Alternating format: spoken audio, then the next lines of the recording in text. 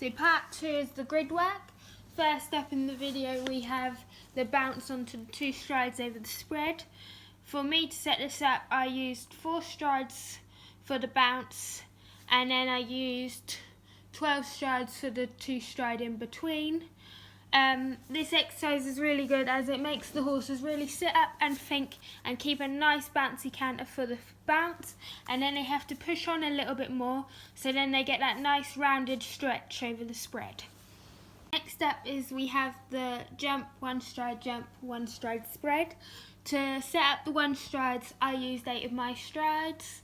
Again, this is a really good exercise because you've got the 2 uprights which they have to sit up for, and then they've got to push on that little bit to reach for that nice rounded jump over the spread again.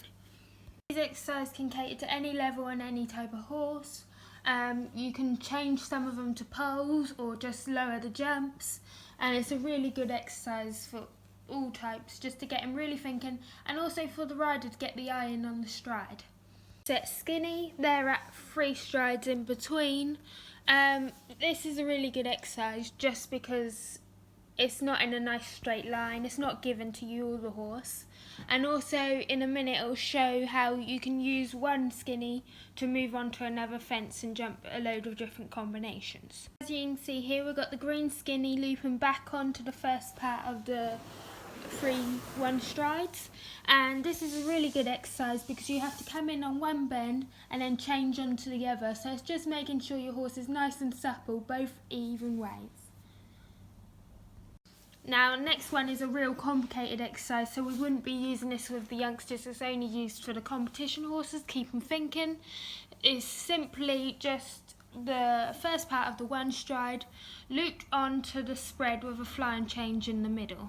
Next we have the teardrop, which is the white skinny looped back on yourself all the way round to the bounce again. You can do this without Next we have the teardrop, which is the white skinny looped back on yourself onto the bounce.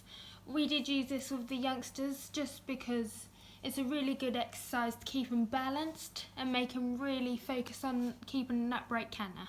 We then added another complicated exercise, again wouldn't be used for the youngsters, only the competition horses, just to work on angles and making sure they don't rely on the next straight fence as the lock-on fence. And it's a really good way to make sure they keep a nice balanced canter coming away from what would be the natural next fence.